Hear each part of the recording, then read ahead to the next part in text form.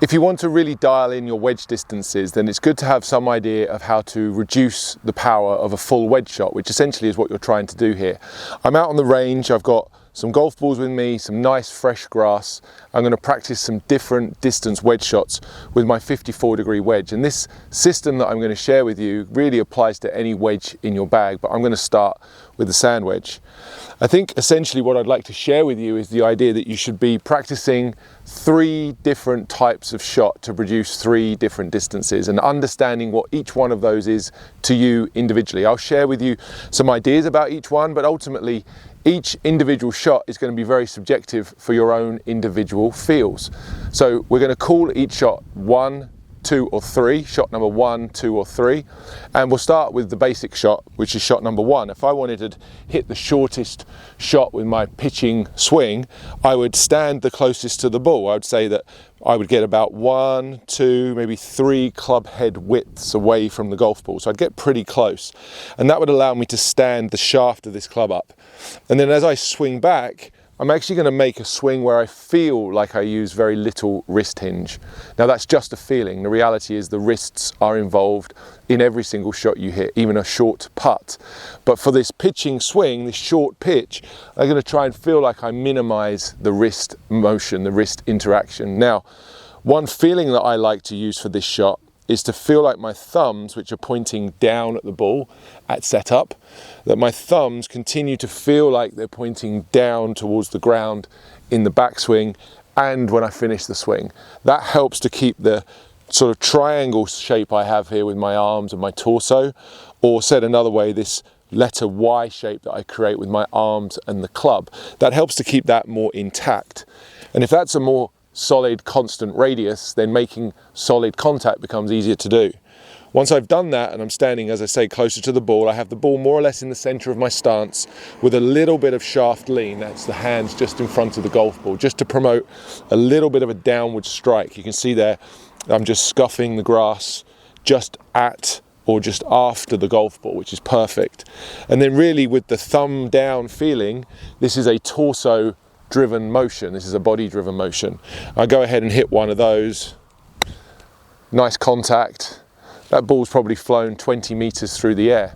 And what I would encourage you to do is to go out to the range and practice shot number 1, the shortest version of this pitch shot, and see how far that ball goes. This is not about you making the ball go the same distance that I'm hitting it. This is about you finding a distance that you're comfortable with and that you can repeat more often than not.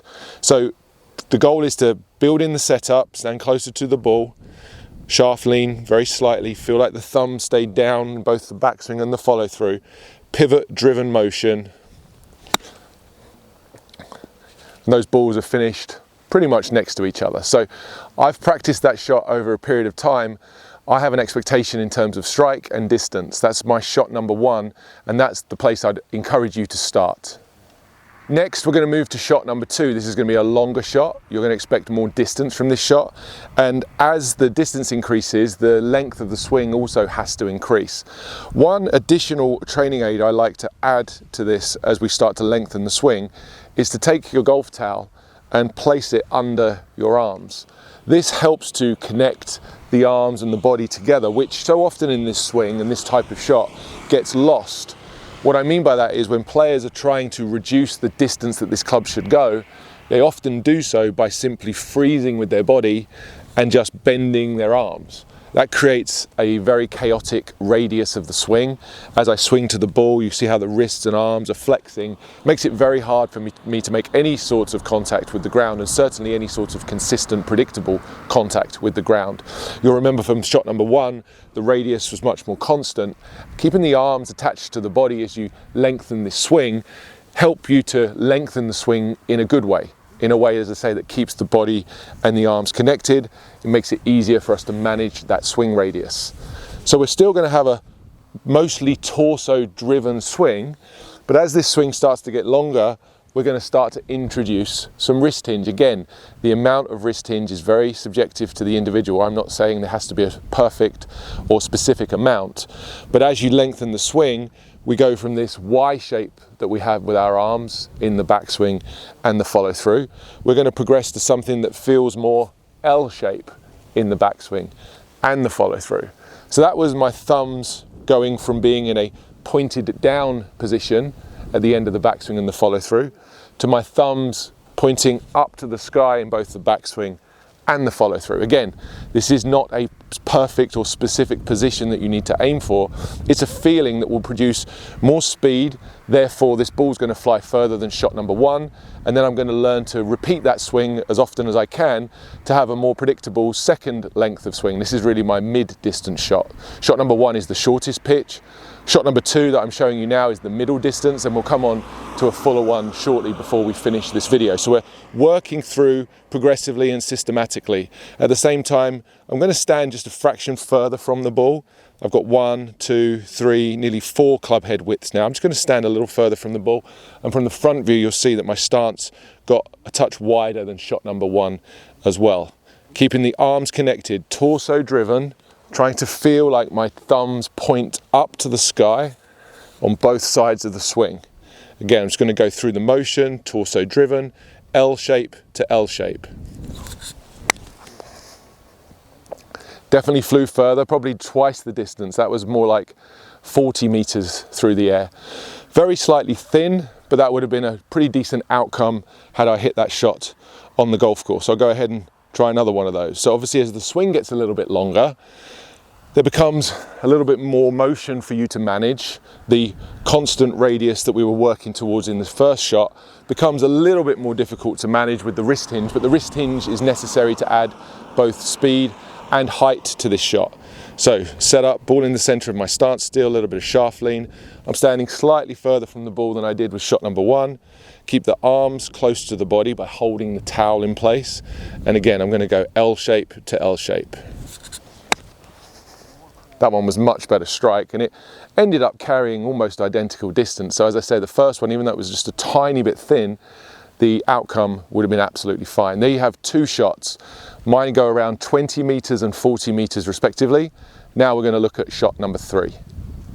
Quick question for you. Did you know that 80% of your golf ball's direction comes from the club face angle at impact? And it's your wrists that control that angle. If you want to hit straighter shots and add more distance to your game, then check out the link in the description below. So the way I like to think about shot number three is that it's a slower version of a full swing with whichever wedge you have in your bag. So if I was to stand to this wedge and try to hit a full shot, I'd get somewhere near 100 meters out of my sand wedge. That would be a full shot for me.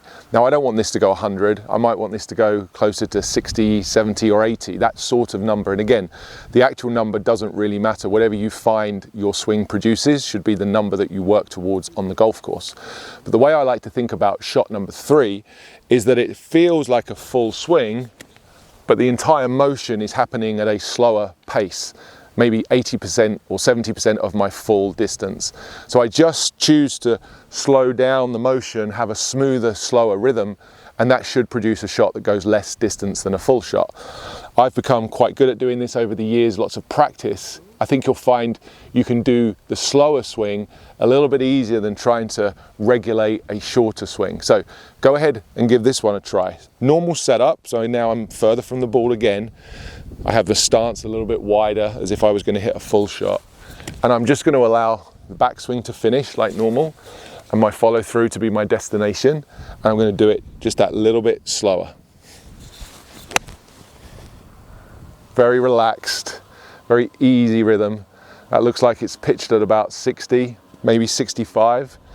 And I could really use that idea to change the length of this shot.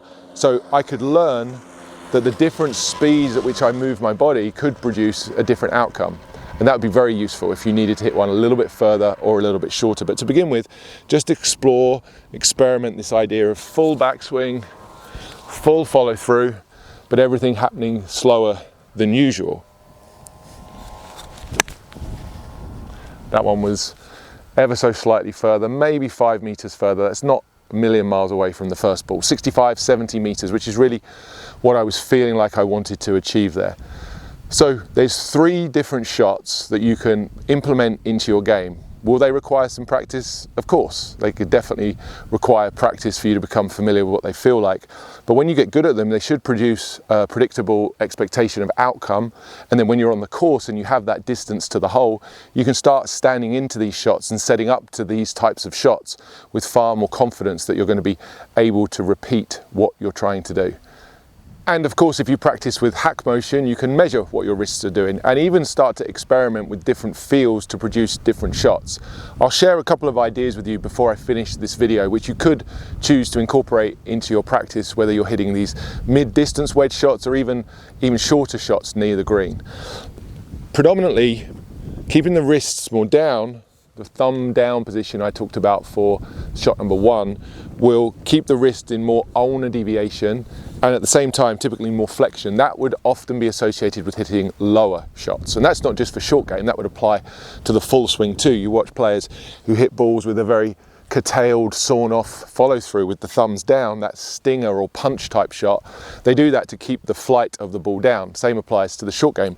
So you could practice hitting some shots. I'm going to go back to shot number 1, thumbs down, and getting some data in terms of how I actually produce that position. And if I find a swing or a feel that I like, I can use the HackMotion to keep training and ingraining that feel.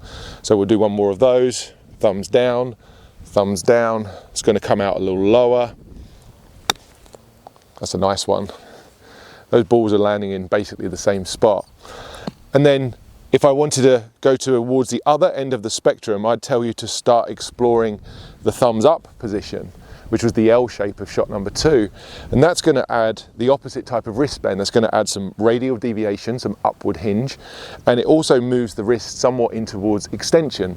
Those would be things that would help to open the club face. You think about hitting a bunker shot, would tend to have a lot more radial deviation and extension, or a high lob shot for that matter. That would be opening the club face the most, and then the expectation would be that the ball would fly much further. So shot number 2, I'm going to go ahead and hit one of those and just see how those wrist angles differ.